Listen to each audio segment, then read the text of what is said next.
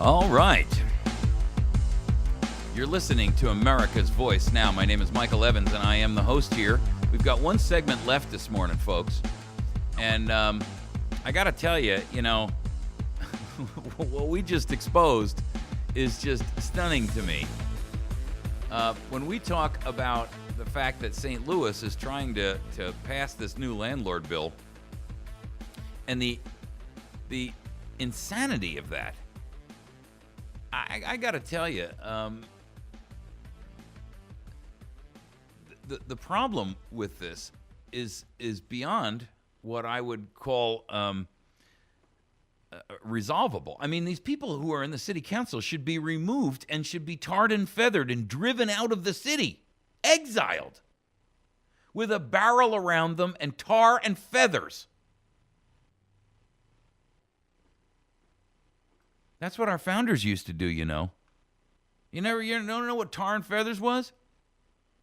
They would take a barrel, they would pour tar over you, and then tack you up with feathers, pour bags of feathers over you, and then they'd strip you of your clothing, pour this tar over you, stick feathers all over you, and then march you out of the city with a barrel around you. That's what they did. Exiled. Don't come back. You're not welcome here. Ladies and gentlemen, why are we putting up with this insanity? Who do these people think they are?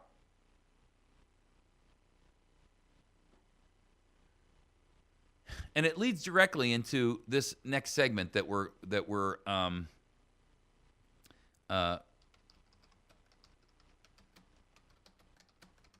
my browser crashed, so I've got to bring this story back up. The Gallup poll of the states that people want to flee. And you know why they do? Because they're sick and tired of oppression. They're sick and tired of federal government and state governments who are just like the city of St. Louis. I mean, half the people in the state of Illinois want to leave. Half.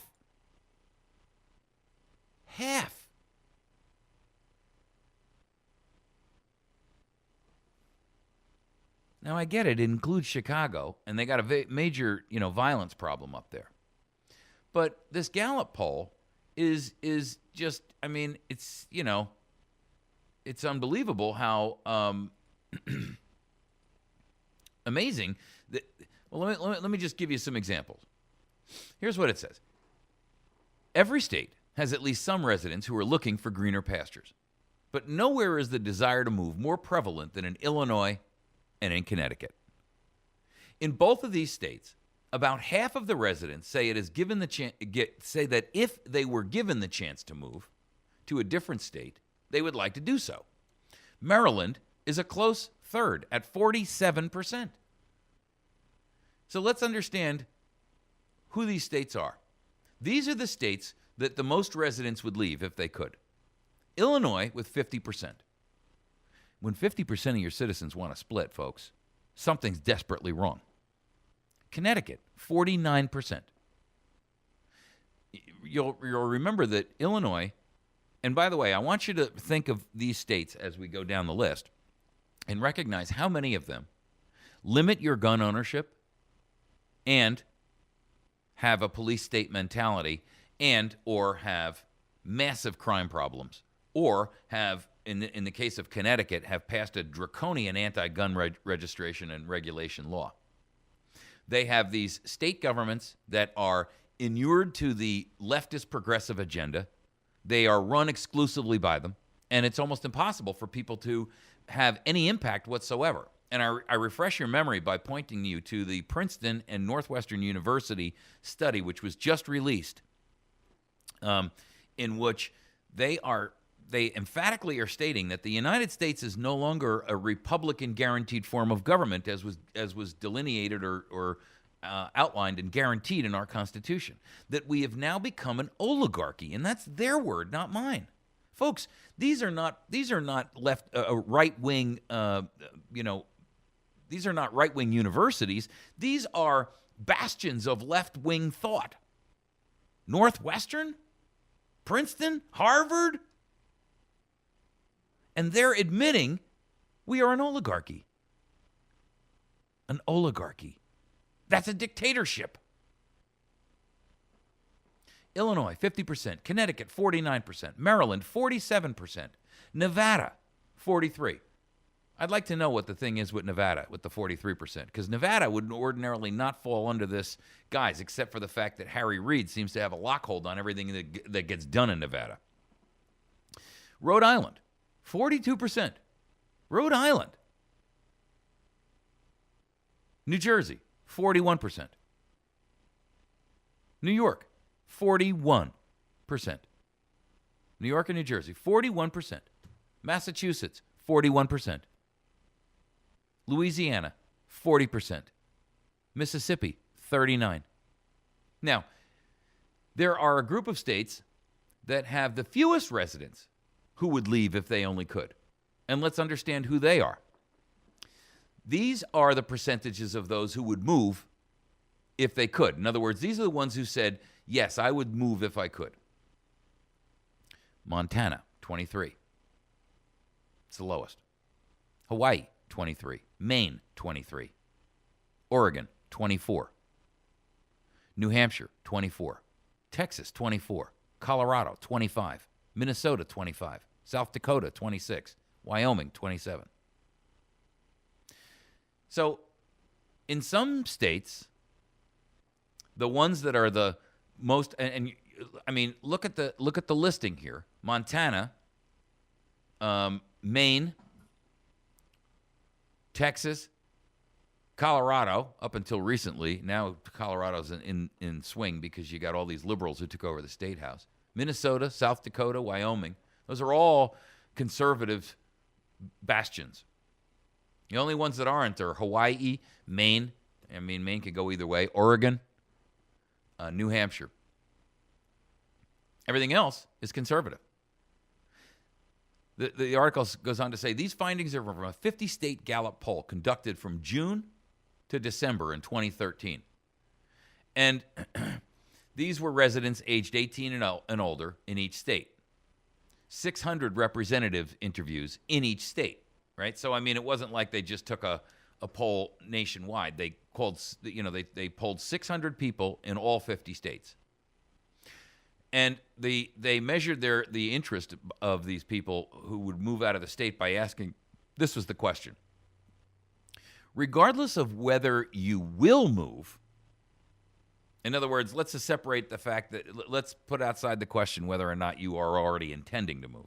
But if you had the opportunity, would you like to move to another state, or would you rather remain in your current state?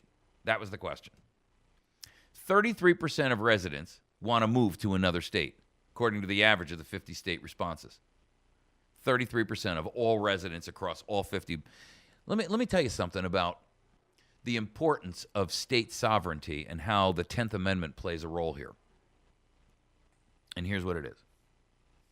First and foremost, the idea that we have 50 independent sovereign nation states that are bound together by a set of common rules that apply to all 50, but only in a very, very tiny, limited aspect.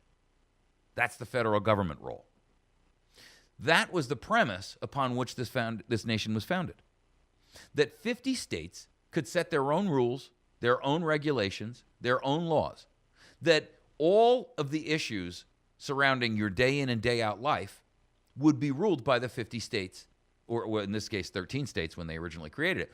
But that the states have the wherewithal, the ability to set the rules within those states, because lawmakers that are closest to the people themselves are the ones who are going to most closely reflect what those states' laws look like, right?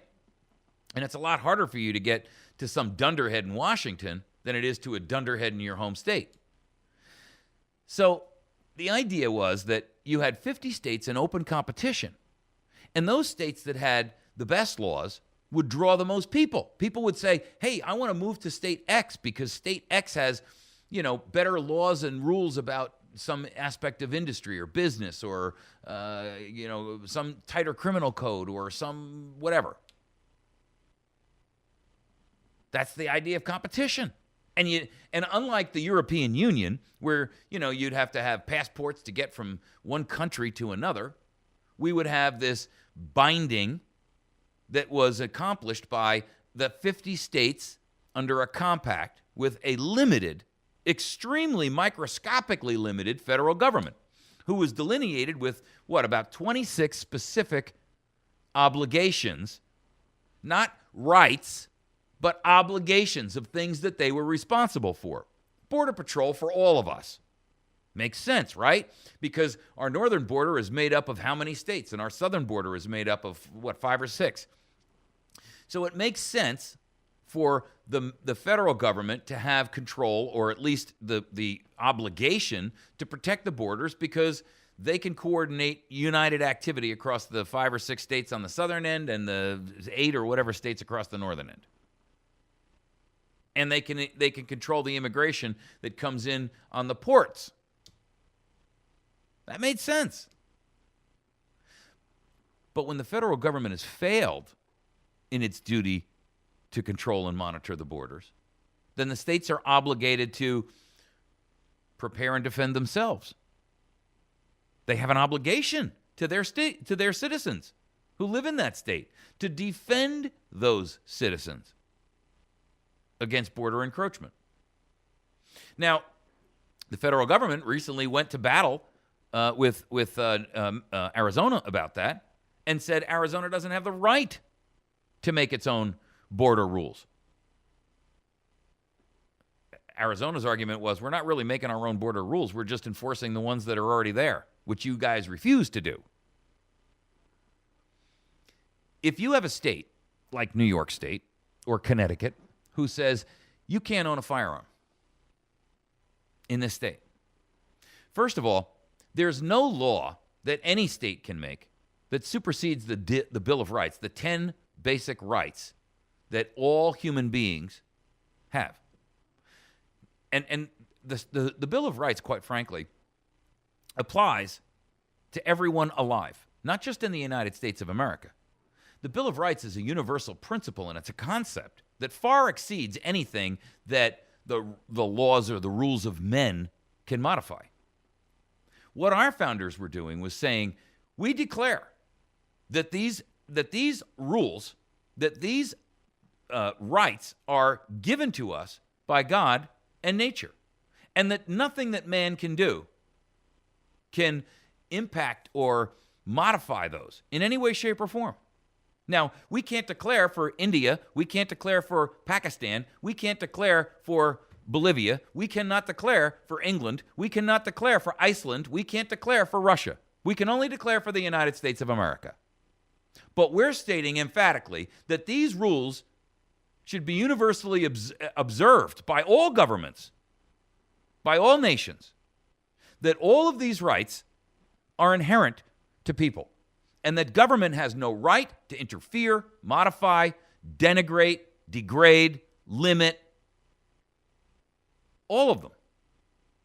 So when you have a state like New York, or you have a state like Connecticut that says, or Colorado, who says you can't own a firearm, the citizens have not only an obligation and a duty, but they also have the inherent natural right to say, you can pass any law you want, but you cannot limit my First or my Second or my Third, Fourth, Fifth, Sixth, Seventh, Eighth, Ninth, or 10th Amendment rights. End of argument. I'm under no obligation to follow laws which exceed your constitutional authority. Remember, the Constitution was not written to limit you. The Constitution was written to bind men down with the chains of a Constitution. Bind men down with the chains of a Constitution. Were they talking about men like you and women like you? No, they were talking about men and women who would invariably become the statist, elitist oligarchs that we now have running our state and our federal governments. That's what they were talking about. That was their premise. That you cannot have a state, and whether that's a state government or a federal government, you cannot have a statist government that impacts negatively those basic 10 rules, those 10 rights that are granted to you by nature and God. End of argument, end of discussion. There's no option here. Move along. There's nothing here to see. You cannot limit my right to own a firearm. Period. End of argument. You can't force me to sign a registration document that is effectively limiting my ability. You can't bar me from owning this or that or another kind because you don't like the look of it or the sound of it or the way it feels or the material it's made of, because you don't like the size of the bore or the smallness of the bore. You have no limitations. None. Your founders were adamant and intent that you have the exact same quality and threshold of possession of armament of anything that could threaten the liberty and the freedom of your nation. That you would have the exact same weaponry that tyrants would have to fight back. That's why you had a free press, so that you had the same exact words, weapon words, to fight back against government. That you have the right to redress your grievances with your government. That's exactly the same thing. You see, even the First Amendment is a weapon. The First Amendment is a weapon. It's a verbal weapon. It makes no difference whether or not it's the equivalent of a gun. It is the equivalent of a gun. In fact, it precedes the gun for a very clear and specific reason. And if your First Amendment right, if your Second Amendment right, your third, fourth, fifth, onward, is limited by that state government, then you have the right to move to another state if you cannot straighten it out. And failing that, and failing your ability to force your state to adhere to the laws of nature and God, you have the right to remove those in power and find better protectors for your own interests. Not only on a state level, but on a federal level. Our founders didn't shirk their duty when it came time to recognize that tyranny was destroying that which they'd been working to build. And we are no different today. The only difference is today we are actually fighting on two fronts. We have the federal government and we have our own state governments, both of which are operating in abject, open, blatant tyranny, both of which are treasonous in their actions. Because any limitation or any attempt to limit those basic rights has no place in existence, and you are not obligated to follow it. Anarchy is better than that. Now, when I say anarchy, some people get real panicky.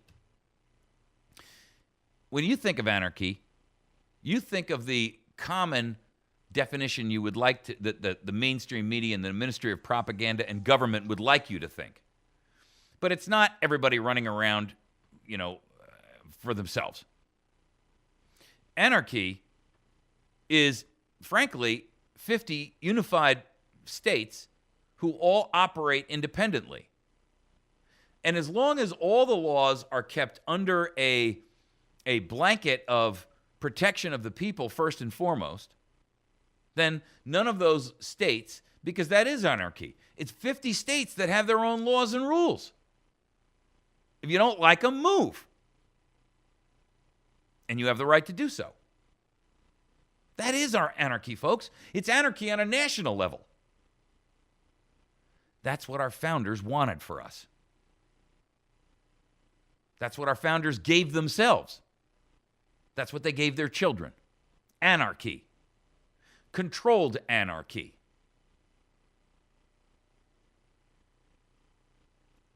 Not thugocracy, not gangland anarchy. That's what we have now. Ganglands controlled in your state capitals. Gangland thugocracies in your Washington headquarters and in these administrative agencies, the plethora of them out there. The myriad, literally thousands of agencies between federal and state levels that are eating out your substance.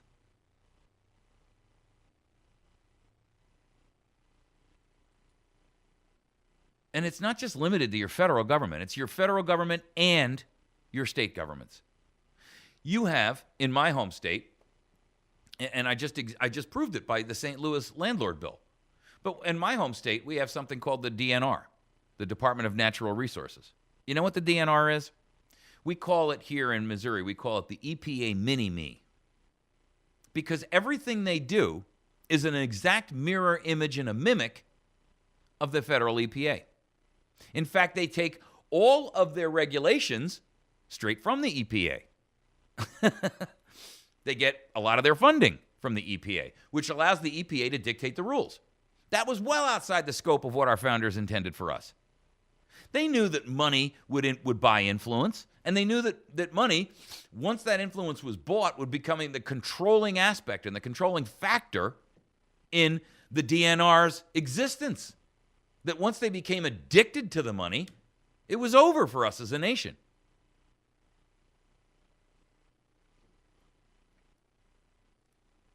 It's over for us as a nation. That's what I'm trying to tell you. It's over. It's over, folks. It's done. It's settled. We live under a police state of tyrannical proportion that is as dictatorial as anything that any other nation has ever experienced. The only difference is they haven't started the bloodletting yet. That's the only difference, folks. The mainstream Ministry of Propaganda is the equivalent of any propagandic state-owned media organization pumping propaganda into their communities. The only difference is these people have a whole new host of ways to accomplish it. Social media, television, radio, newspapers. You know, in the past, they didn't have all those. They had either newspapers originally or newspapers and then eventually radio for the longest time. Then came television, and everyone was able to be indoctrinated universally.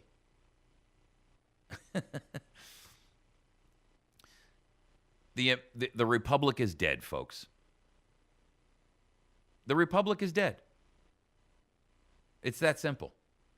And the maggots are feeding on its carcass. It's time for us to disinfect the nation. It's time for us to disinfect the maggots. To pour peroxide on the body with 5-gallon buckets.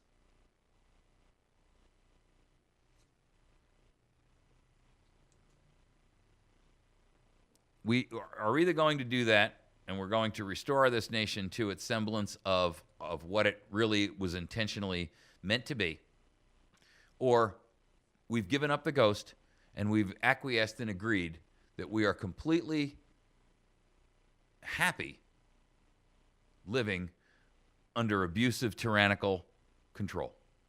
That we're willing to live under the police state. That we're willing to accept the authority of those who consider themselves our betters. That we are willing to place all that we've ever believed in, all that we've ever professed was our heartfelt beliefs and opinions and ideas, and we're now willing to trade it for enslavement. The choice is yours. The nation is ours to either make or break.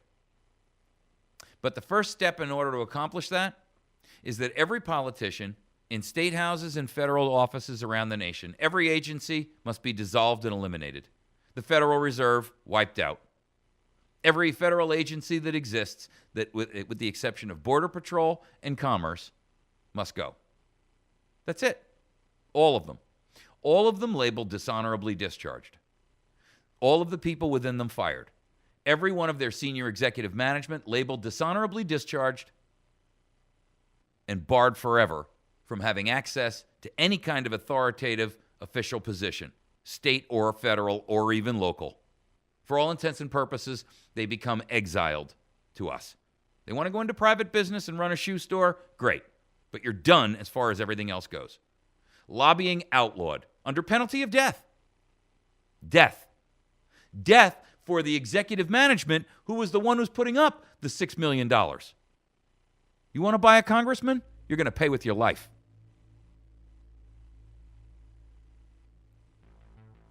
That's what our founders would have done. In fact, that's what our founders did do. You've been listening to America's Voice Now. Please make sure that you patronize our sponsors. These folks keep this program on the air and keep you informed every day. BatteryStation.com. Make sure that you visit their website or call them at 417-257-7799. Pizza Huts around the country, but in particular the one right near me, right here in West Plains. Pizza Hut on Porter Wagoner Boulevard. The law offices of Jason Henry, 417-256-4100. Got a legal problem in the state of Missouri, either federal or state? Give them a call, 417-256-4100. Wits End Classic Barbershop. Can't do haircuts long term or long range, but he can do them locally. Patriot Cigar and Tobacco Shop. They ship around the country, 417-257-1776. God bless you. We'll see you Monday.